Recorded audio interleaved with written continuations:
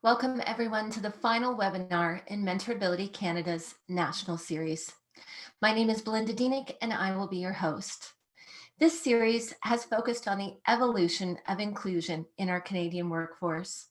We've explored many aspects of diversity and inclusion in relation to Canadian citizens who experience a disability, while honoring the unique impact of personal histories and overlapping identities and experiences.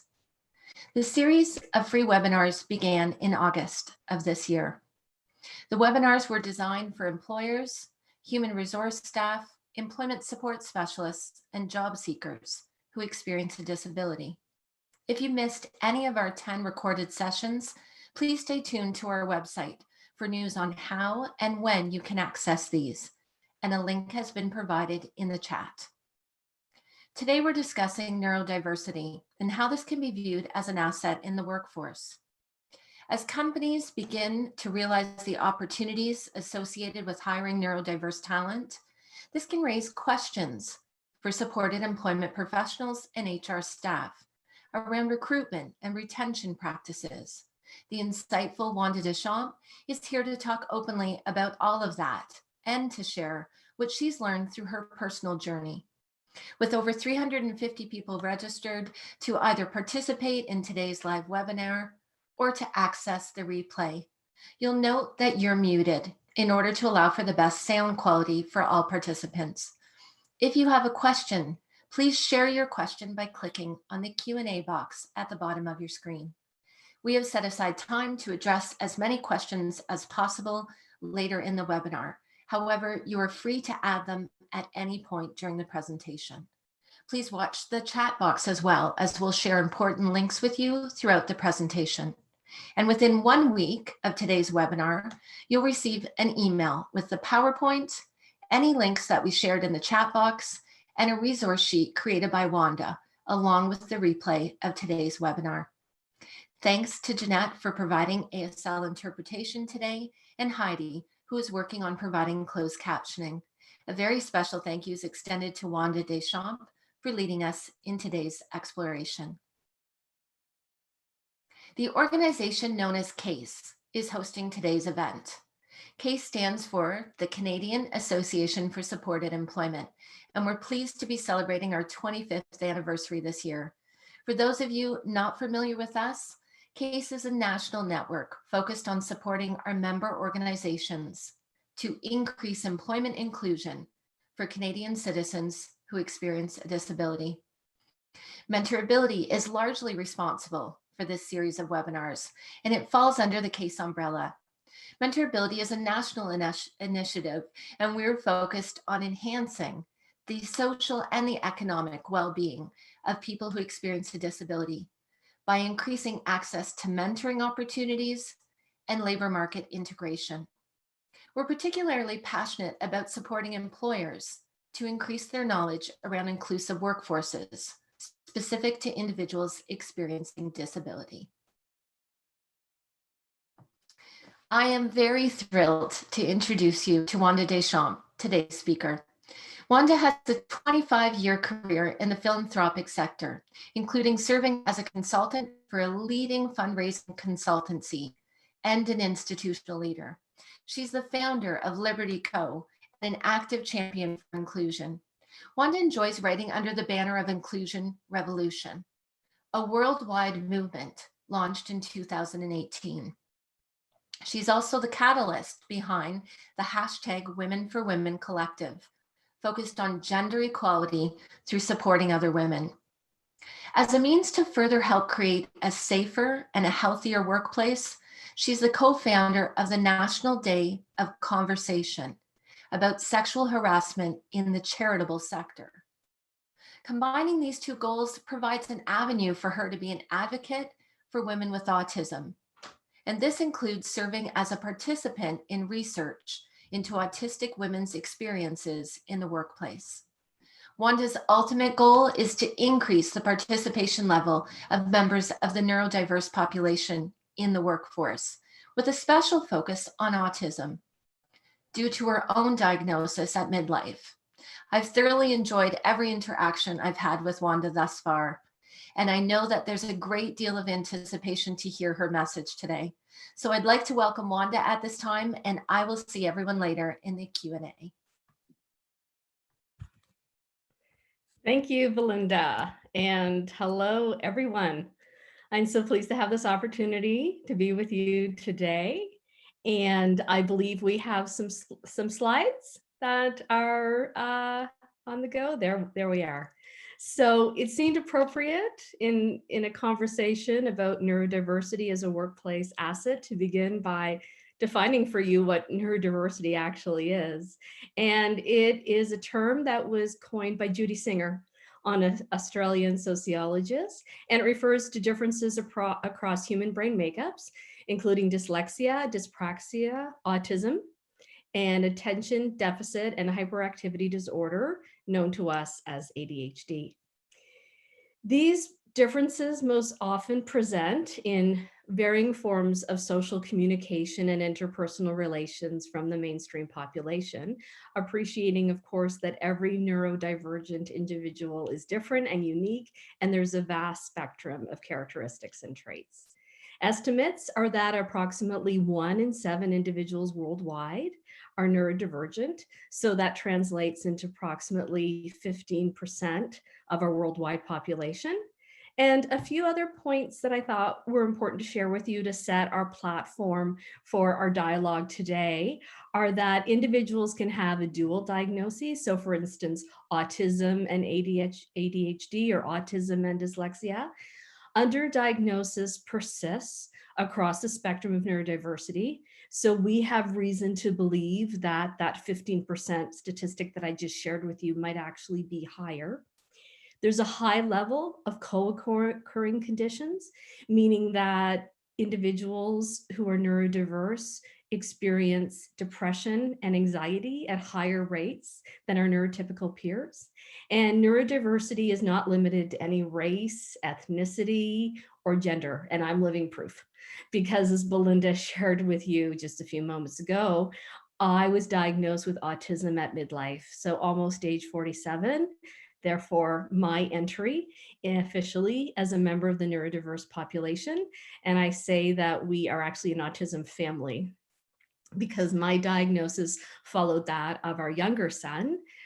He was diagnosed 2 months prior to my diagnosis, and our older son had been diagnosed a few years prior to that. And actually, one of the reasons that I became involved in autism awareness and advocacy is because of my realization and deep regret about the lack of participation and the underrepresentation of the neurodiverse population in the workforce. So despite our talents and skills, we're not participating at the levels that we really could be and should be. And the good news is that there's an opportunity in front of us to bring us into full participation in the workforce. So to put this in some greater context, neurodiversity, and you'll hear me throughout the points that I share with you in my remarks, is a form of disability. And therefore, the neurodiverse population is part of the general disability population worldwide, which is 1.3 billion. Yes, 1.3 billion of the world's population, the disability community. And as I just shared with you, in terms of employment, we're not where we should be, given our talents and skills and given our rights to participate fully as members of the workforce. And this mirrors the general disability population worldwide. Again, vastly unemployed or underemployed. This places a huge burden on individuals as well as our greater society. And I'm just asking you to think about that for a moment. So if we're looking at the vast majority of 1.3 billion people being unemployed or underemployed, that's millions and millions of people. And then within that, looking at neurodiverse unemployment, one example from a 2012 Canadian Disability Survey is that the autism unemployment rate might be as high as 92.7% compared to 14.3% for the general population. Next slide, please.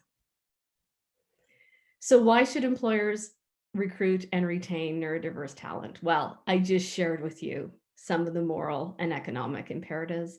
Beyond this, we're a strong and hidden talent pool. And I'm drawing here from research from Dr. Rob Austin, Ivy School as part of Western University, who actually focuses on neurodiverse employment. And he co-authored with Gary Pisano this article for the Harvard Business Review. And he actually says, or I should say, they actually say, quote, neurodivergent minds can bestow special skills in pattern recognition, memory, or mathematics. In other words, because we process information differently, we can identify innovative approaches and solutions that might otherwise go uncovered or overlooked. So if you go back and think about what I shared just a few moments ago about those differences in social communications and interpersonal relations, it means that there's differences across the board, including our talents may be different from the general population in some ways that we can identify patterns, our memory, and so on. So what does recruitment intention of neurodiverse talent entail? Next slide, please.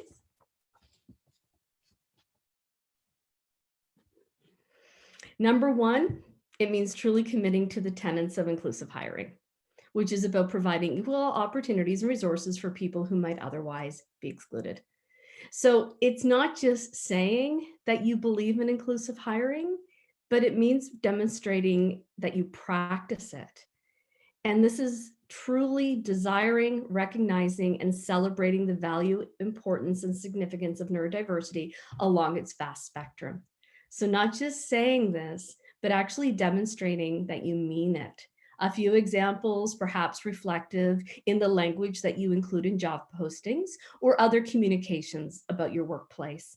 And in a wider sense, it means truly desiring, recognizing, and celebrating disability as a dimension of the workforce. Because along with a range of social, racial, and ethnic backgrounds and differences in genders and sexual orientation, sits disability as a dimension of diversity. So neurodiverse talent hiring fits with any inclusive, diverse, equitable, and accessible, otherwise known as IDEA strategy. Yes, IDEA, not DEI, but IDEA. And I had to learn this. I had to learn to add accessibility to what has been known as diversity, equity, and inclusion programs. Because if we're going to truly have inclusive, diverse, and equitable workplaces, we also need to have accessible workplaces, meaning they are reachable, enterable, and approachable for everyone. And this also means the neurodiverse population, people with different brain makeups. And traditionally, we've thought about accessibility from a disability standpoint around removing physical barriers to physical access to make venues reachable, enterable, and approachable. But given the vast majority of disabilities are invisible, such as my case, I have autism, you don't see it when you look at me, we need to provoke new thinking about accessibility. Here's Minu, Psycat. I've included her because she is a member of the team at Holland Blue River Kids Rehabilitation Hospital. And it's through Holland Blue River Kids Rehabilitation Hospital that my thinking about IDEA was really cemented. I also highlight Minu when speaking about dimensions of diversity because she's a living example of what we call intersectionality. And that is considering all forms of someone's identity, race, gender, and yes, disability as a form of diversity. Another reason I'm highlighting Minu is because she is the recipient of the Canadian Centre for Diversity and Inclusion Senior Executive of the Year Award in 2020. So she's really a living embodiment of why it is so important that inclusive hiring happens across all levels, including inclusive leadership. Individuals like Minu who are open about their disabilities, whether or not they're neurodivergent, and I'm not saying that Minu's disability is focused on neurodivergence. I'm saying that as a woman, a leader who's open about her disability, that she is decreasing stigma and increasing awareness and acceptance. So as I share all this about the IDEA strategy, you might be thinking this requires an investment of resources. Remember, number one is that commitment to inclusive hiring. Sure, beyond that, there are some specific examples of neurodiverse hiring programs. And if we could move ahead to the next slides. Here's one example of a specific hiring program for neurodiversity, and it was captured in this 60-minute segment in October, and it was about hiring on the spectrum. So that is one for you that you can take a look and you can explore. And it mentions some very high profile organizations that you're likely already familiar with and how they're engaging neurodiverse talent. And if we can move ahead to the next slide. Another example of a neurodiverse hiring program is EY.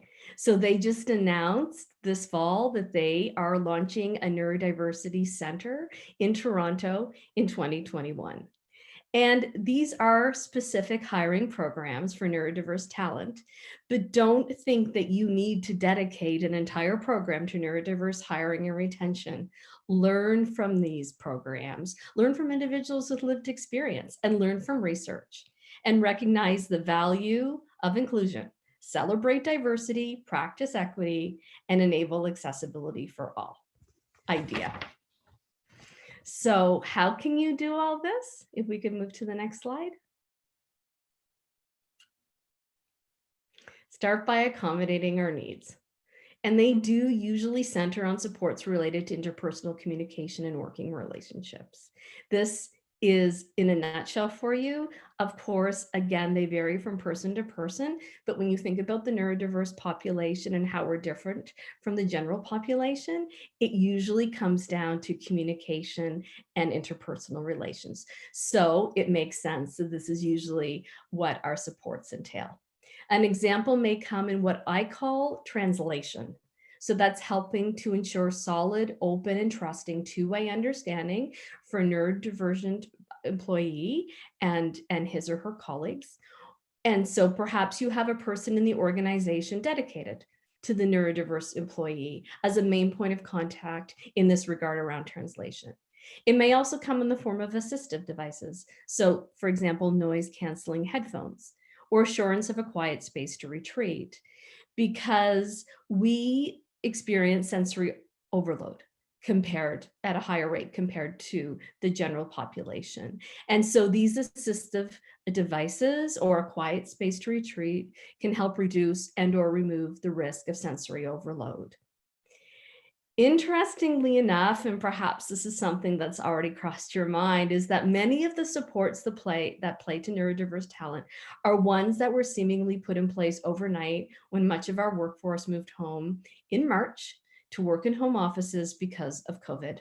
So perhaps you've heard in the news, varying supervisory communication style tailored to employees have been put in place, increased technological supports and flexibility, perhaps in terms of location, hours, and communications platforms. What's really interesting is that employers often find that supports put in place to accommodate one person or group yields much wider benefit. It's illustrated in this quote from Kate Russell from Microsoft Canada, and I'd like to read it for you. Inclusion and accessibility are incredible in that we often find what employers request in the form of accommodations to suit their needs as individuals and do their best work are actually excellent practices for many other facets of individual diversity. And when Kate and I were communicating about this, she used the example of subtitles included in PowerPoint created for people perhaps with hearing challenges. They also enable people who work in their second language. And I can attest as a member of the neurodiverse population, they aid me because one of the ways that my autism is channeled is that I can have an internal dialogue that's happening that, to give you a sense, all I can say is that it blurs my thinking. And so those subtitles really help me focus on a presentation when I need them. Here I am with Kate in October 2019 at Mohawk College at what was called Disability, small d, capital A, Employability Breakfast. She was the keynote speaker. I first met Kate at actually York's Schulich School of Business in March 2019 when she was part of a panel around autism and inclusive hiring. I say this all because we are making progress. It's taken too long and we still have a long way to go, but we are making advances. If we could move to the next slide.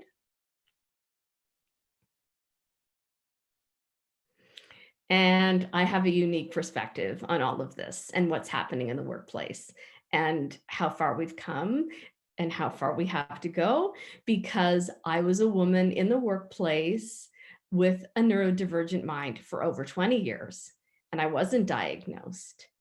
And on the one hand, I was successful, and I was very fortunate in my career. I developed a tremendous network of peers and colleagues from across the country and beyond. I received recognition and awards, and I progressed. And I share with you the announcement from the faculty in Waterloo, which I joined in 2015. And this announcement includes a summary of previous positions and my workplace passions, and that I've been successful. And it includes a photo of me from when I was an associate vice president at the University of Waterloo. And it tells one story, and that is the outward story. And on the other hand, inwardly, it was a very different story. I was highly anxious and often confused and unsure about how I came across.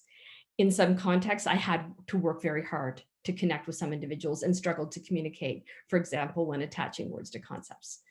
I did notice that I preferred to focus on strategy or high level discussion, we may call it. I thoroughly detested office gossip and petty politics, and I became frustrated when ideas that I thought were fundamental were not understood, even in the most basic ways. Deep down, I actually thought I was stupid, and this started when I floundered in school as a child and youth in sub-subjects. So I would ask myself, if I understand this and I'm stupid, why do others not understand? And I'm sharing this all with you because as I do, I hope you're getting a sense of how my autism served as a barrier in the workplace in some of my working relationships. And that either individually, these factors, or combined together, led me to be completely misunderstood on occasion, despite my intentions, which I knew deep down were good. These scenarios were heightened, especially at middle age and in new work environments, because as a family, we moved twice to new provinces, and each time I entered senior divisional positions. And of course, as part of that, I met, interacted, and worked with many new people. And I noticed a stark contrast. And on one hand, there were people who approached me with good faith and sincerely met me with an open mind. They did not prejudge and they did not succumb to biases. And these are people who truly took my best interests at heart. They really wanted me to be successful, and they wanted us together to be successful and as part of the team. And then this was contrasted against people who I noticed prejudged and succumbed to biases, meaning that they mistook my intentions, or actually worse, they projected intentions on me that I did not even have. And so I hope in telling you this that you're starting to draw a picture of a wide range of reactions to me. And these were exacerbated at times by sensory overload, what I would learn to be a tremendous lack of self-awareness and an underlying lack of self-esteem due to experiences rooted in childhood, some of which I just shared with you, and that is I struggled at times in school. On the academic side, I also really struggled in some ways connecting with my peers. And so I was mistreated and bullied. Back to the workplace. I constantly welcomed and received feedback. And in response to that feedback, I shifted and modified my behavior accordingly. I committed to continuous self-improvement. And on at least 3 occasions, I retained executive coaches. Despite all this, my vulnerabilities were detected and at times exploited, leaving me feeling as if my rights as a human being were actually irrelevant because I was different. Perhaps no surprise to you, my mental health deteriorated. And in particular, this happened through the fall of 2016 and the winter of 2017 through to the spring, so that by May 2017, I had a complete breakdown. Our younger son was diagnosed on May 24th, 2017. And within a few days, I had a previously scheduled doctor's appointment and I asked for my own psychological assessment. And I explained to my doctor, I believe I have it too. If we could move to the next slide. So on July 25th, 2017, at almost age 47, I received my diagnosis of autism, PTSD, generalized anxiety, and anxiety related to the autism. And my immediate reaction was that it was a relief. And thereby started my journey of self-discovery. And here for you is a quote from my article in Broadview magazine, which appeared this past April because of World Autism Awareness Month. And Broadview tweeted it on World Autism Awareness Day, which was very kind of them. And it does explain that my diagnosis was a relief and that I received a reason for so many things that were unclear to me and uncertain, and gave me an answer as to why I struggled. And I said that it was like putting a missing piece of my brain in place and feeling whole for the first time. So I did seek accommodation. Instead, I did eventually lose my job, and it put me on a path to what I describe as living life as the real Wanda. This is according to my values and principles, and part of it is telling my story like I am with you right now to increase awareness and acceptance. And I'm doing this to lead to a smoother path for others. And as Belinda mentioned, another part of being real Wanda is participating in research into autistic women's experiences. Again, I'm doing this in the hope for better outcomes for others. And if we could move to the next slide. Another part of living life as real Wanda is being an entrepreneur. And my firm, Liberty Co., is focused on neurodiverse talent. And this is captured in the Reader's Digest article that's running now. And it's a modified version of that Broadview story that was run in April. And the Reader's Digest story does capture that Liberty Co. is focused on neurodiverse talent. I made this announcement in September. And no surprise to you, I'm advocating for IDEA. I'm also approaching it with a unique perspective, and that is, I say that neurodiverse talent belongs at all levels of the organization, from the boardroom to the C-suite to the office cubicle. I know that we can flourish and thrive when our abilities and aptitudes are appreciated and matched with organizational goals and priorities. So if we could move to the final slide. A story that's had a really positive impact on me that I wanted to share with you in the final part of my remarks is that of Charlotte Velour. And she is leading the impact of neurodiversity initiatives. And the next step in this series is to launch an Institute of Neurodiversity, which Charlotte is championing through her years of lived experience as a woman who recently publicly shared her autism diagnosis at an advanced age. So like me, if you hear Charlotte speak, she will share that her struggles date back to childhood. And interestingly enough, when I was 5, I lived in the UK, and this is where I started school. And so there I am, at the age of 5 in the UK with my 2 best friends.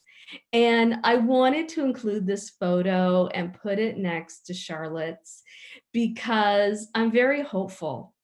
And this is such a fantastic and inspiring point from Charlotte and about Charlotte as an autistic pioneer, that she has her sights set on a new frontier for diversity, and that is neurodiversity. And all of these efforts, Charlotte's and the Institute and inclusive hiring, are aligned with a worldwide movement, which Belinda shared with you at the beginning, that I write under, the Inclusion Revolution, launched in 2018 to spearhead broader thinking about disability, especially disability employment. And if you wish to learn more, I encourage you to go to the Valuable 500 website at thevaluable500.com. The global CEO community revolutionizing disability inclusion through business leadership and opportunity. And the front page of the website states, quote, We need 500 national and multinational private sector corporations to be the tipping point for change and help unlock the social and economic value of people living with disabilities across the world, because the potential of 1.3 billion should not be ignored. End of quote. And so now at the end, I'm going back to the beginning and I'm highlighting again that 1.3 billion of us worldwide, the disability community, of which I am a proud member. No, we should not be ignored, and we are not going to be ignored. And so I'm asking of you what I ask of every audience I speak with, and that is, will you join me in the inclusion revolution? Thank you. And at this point, I invite Belinda to come back and moderate the Q&A portion. Thank you so much, Wanda. Before we go to our questions, which there are a number of, I just want to read a couple of the comments that have come in, just to honor not only the wealth of information you just shared, but also to honor your personal story. So thank you for sharing such personal details. When you were sharing the slide about how you felt after you received your diagnosis, there was such a great way to explain it. Thank you so much for having the courage to share this deeply challenging experience with us. And then a question arose from Kim, and she says, your vulnerability and authenticity is so refreshing. How did you get past any shame possibly associated with the diagnosis so you could be your real Wanda? Mm-hmm. Interestingly enough, I guess the first thing I should say is that's a beautiful comment, saying that I'm vulnerable and authentic. Wow, that tears me up. Wasn't shameful about my diagnosis. I didn't share it right away. At the same time, not because I was ashamed, but because I was processing it and I didn't fully understand what it meant. I only shared it with some close family and friends. I didn't share it widely, and I did not start writing, immediately the day after my diagnosis. I did not, but that was not rooted in shame. That was rooted in me trying to understand, okay, what did this actually mean? And I focused on the PTSD because the symptoms were so acute and they were really affecting my day-to-day. And so I entered the therapy and I focused on that. I had tremendous shame with the other aspects of my life. So I was very ashamed that I had been bullied and I had been ostracized socially. Those were as a result of my autism. Those were the things that I was ashamed about. No one that I know wants to put up their hand and say, I was bullied in school. I was harassed by members of my team when I was at the University of Regina. And that's connected to my autism because I was different. I was ashamed that I was harassed. Isn't that interesting? The harasser should be ashamed. I was ashamed. So I hope I'm addressing the question for you. It's different for me to give an exact answer to the question because, very interestingly enough, I'm proud to say that I have autism, like Charlotte. I'm proud because I want to model for my children that being different is okay. It's not less than, it's not better than, but being different is okay. If we could remove all the stigma around being different, we would chop away at the shame. And it's been a journey. I'm still on this journey, but it's a lot better. Thank you, Wanda. What a great response.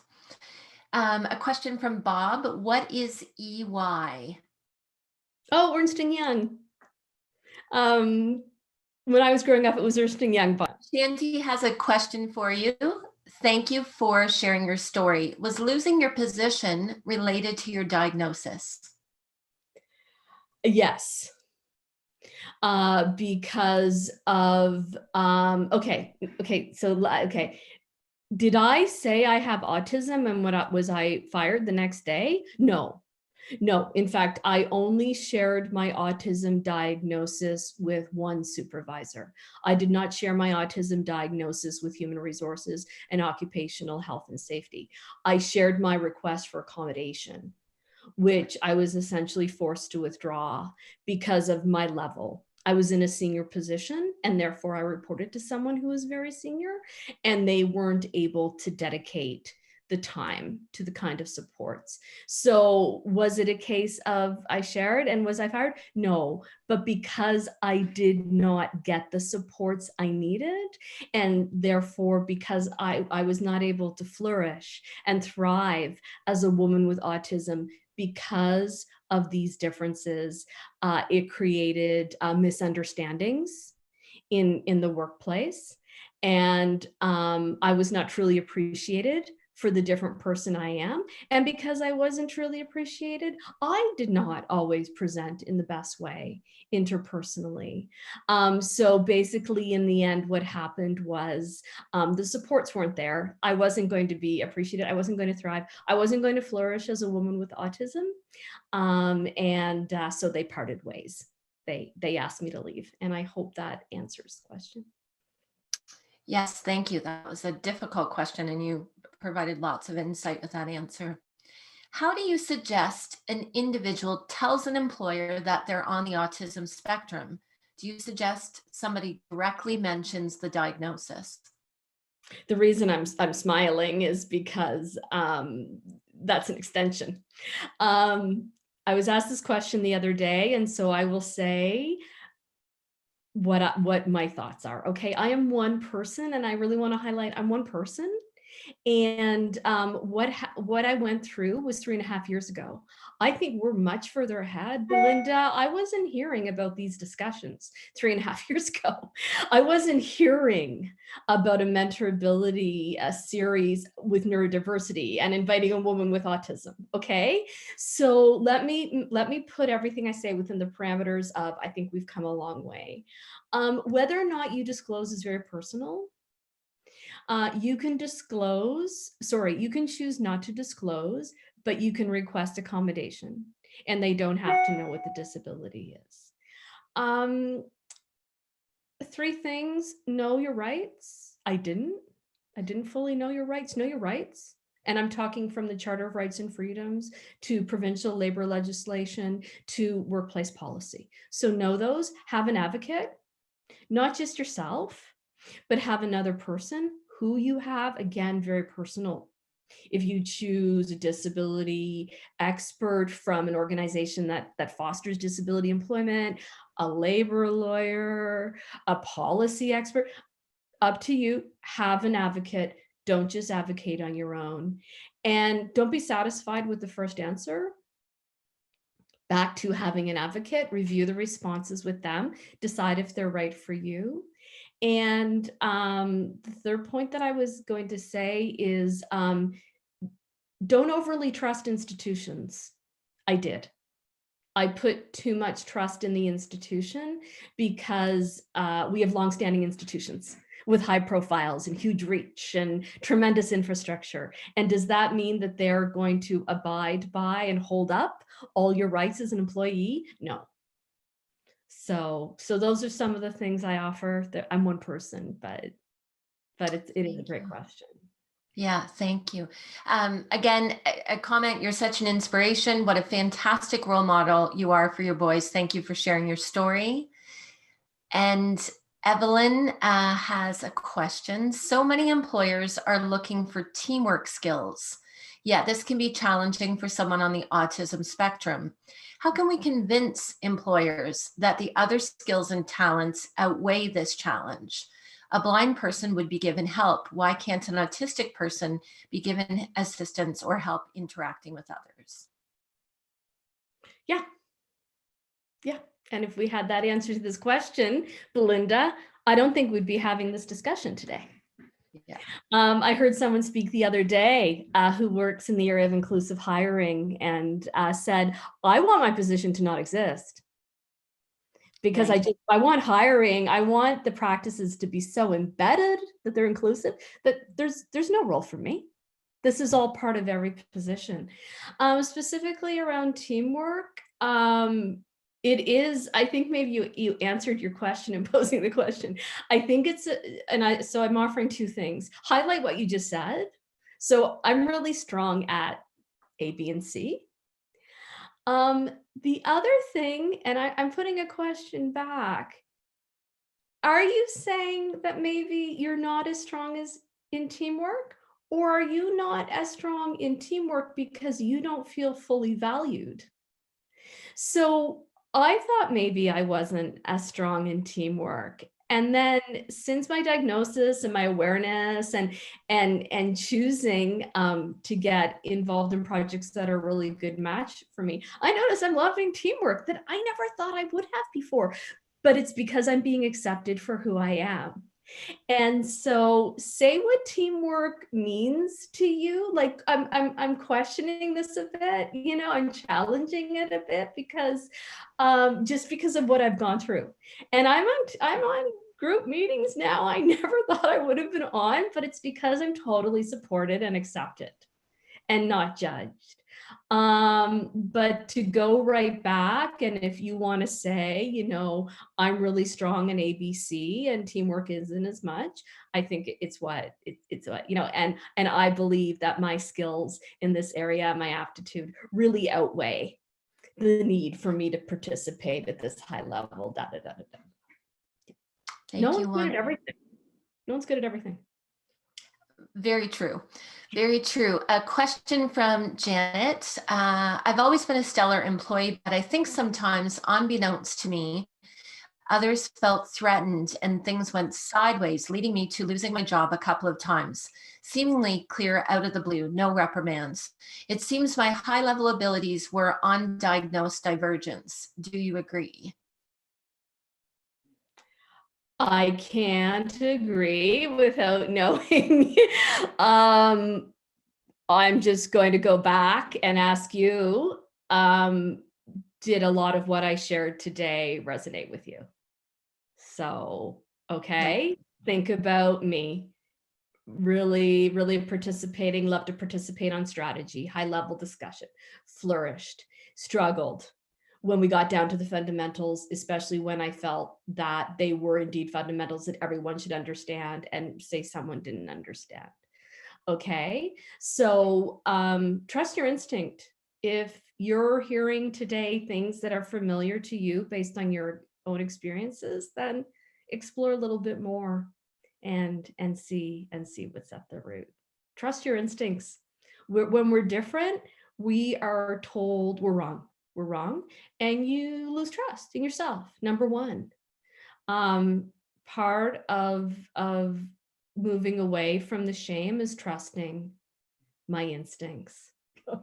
Glad to see such great participation from everyone and such honesty and integrity in what's being asked and put forth. When I was a job coach, I encouraged people on the spectrum to be aware of highlighting their strengths if they were going to disclose. I'm excellent at seeing patterns. I love repetitive tasks. Know your neurodiversity and how this helps the employer. So I think a nice sort of offering from a job coach in terms of some strategies that tie back into the question that was posed before. Exactly. Thank you. Thank you. Excellent. Thank you.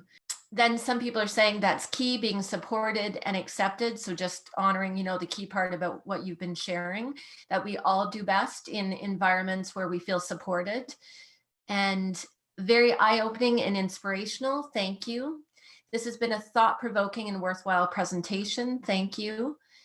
And thank you for your exceptional work. I have emotional dysregulation disorder and C-PTSD. I was given accommodations for these issues, but then received feedback multiple times that said I needed to work on my self-regulation.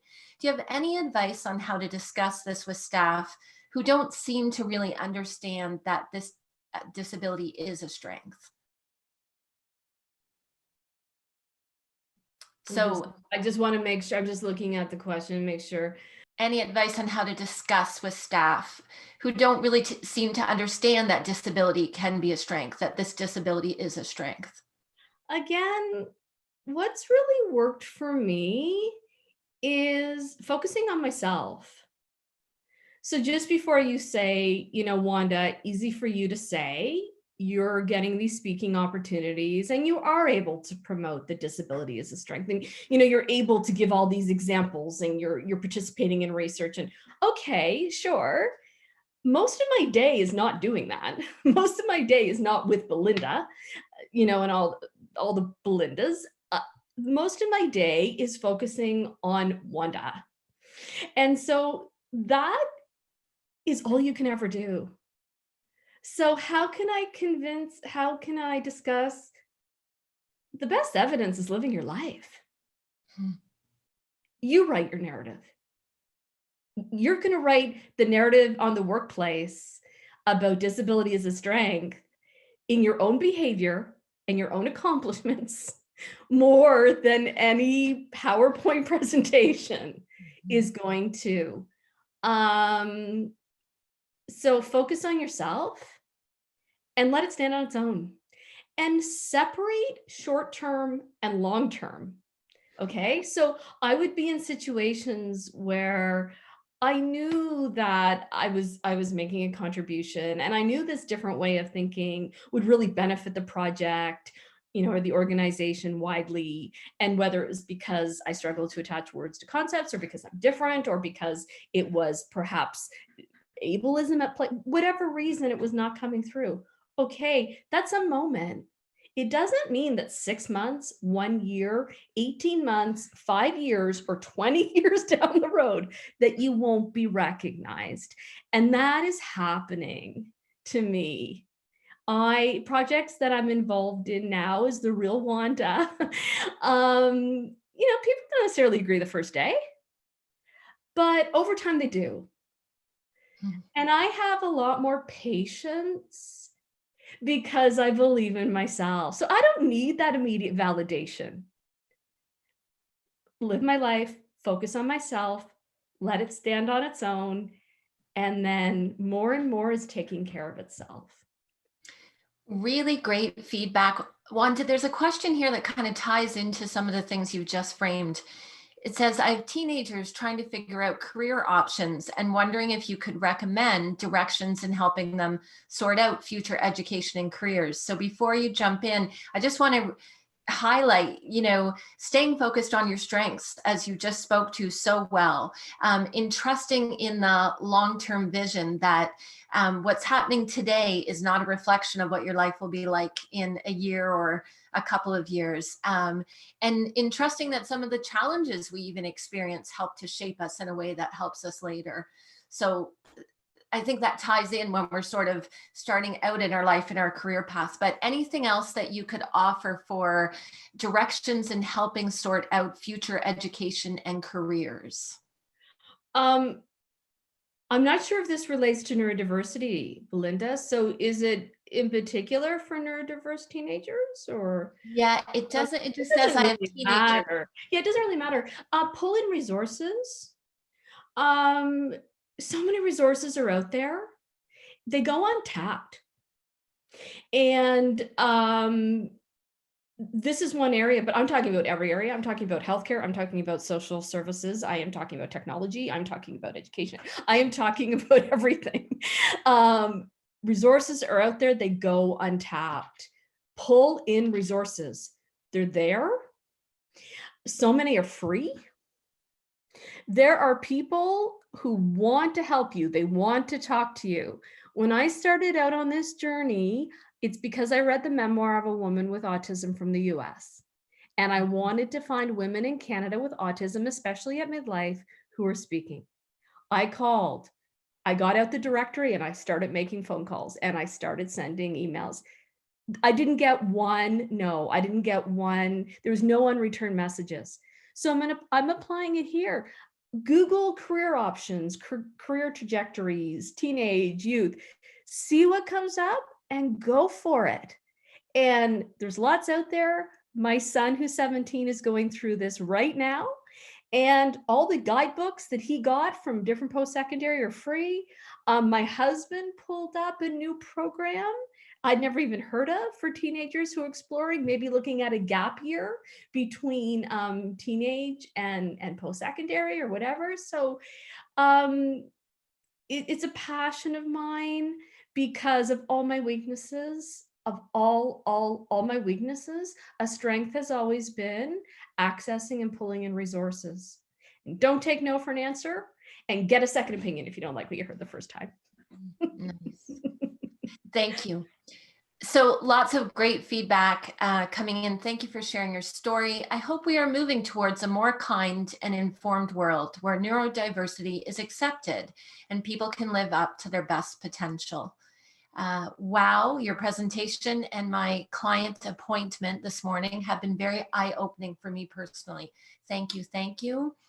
Again, many thank yous. This is an awesome presentation. This is so meaningful. I'm crying. Thank you. And a question coming in now. I wonder how many undiagnosed people are amongst us in the workplace. I too spent years telling my GP that I believed I had ADD, but now only at the age 53 did I get a proper diagnosis. I was right. So many doctors dismiss us and time is lost getting proper accommodations and flourishing in our careers.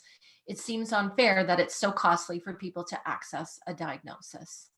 It is unfair. So pull in resources. Don't accept the first opinion. If your instincts tell you that it's not quite right, get a second opinion. Ask for a second opinion. We know ourselves. We know ourselves more. I have received obviously incredible support and help and therapy. I would not be here today if I hadn't with you. It doesn't mean that I just agreed with everything and took everything at first glance. So if your instincts are saying, no, I feel I need a diagnosis or a different diagnosis or another or whatever, trust your instincts. Thank you. Question from Sherry, can we have access to the slides? So just a reminder I sent out at the beginning, absolutely within a week you will receive an email from Case sharing access to the PowerPoint, a link to the replay, and also Wanda has graciously created a resource or a handout for us, and that will be included as well with a link to her Reader's Digest article. So stay tuned, all of that is still coming. If you can please hang on the line, I really want to wrap things up with a much gratitude for Wanda and share with you one exciting resource that you might want to tap into. So thanks, Wanda, for all of your great answering of the questions. So a reminder that MentorAbility Canada has launched its Inclusive Practices HR Toolkit. So if you're an employer, human resource staff, or an employment specialist, you might be interested in this core framework of critical inclusive policies. You can access this free resource at www.supportedemployment.ca/HR toolkit. And the link has been provided in the chat. Thank you, Kenny. Once again, your feedback is critical to us, so please take a moment and complete our short survey. And the link has been provided for you and will also be available when you receive your follow-up email. If you enjoyed a webinar in our series or the entire series, please take a moment to let us know. If you would enjoy future learning events of this nature, please again, let us know. It's a bittersweet moment for me as this is our final webinar in the series. This started with a vision that I had 9 months ago, and we have had the excellent fortune of having exceptional speakers and thought leaders such as Wanda, who lent their voices to every webinar. We were supported by an incredible team in the wings, and we've been deeply honored to have thousands of registrations by the end of this 10th webinar. Once again, stay tuned to our website under Learning Initiatives to find out how to access our past webinars. It seems very fitting to end with you, Wanda, given our shared passion around inclusion, like all of you who've taken time to join the webinar today. We remain committed to making space to have the conversation, to learn, and to take action in order to create an inclusive Canadian workforce. This is Wanda Deschamps and Belinda Deschamps thanking each of you for joining us on behalf of the MentorAbility Canada team. Take care, everyone.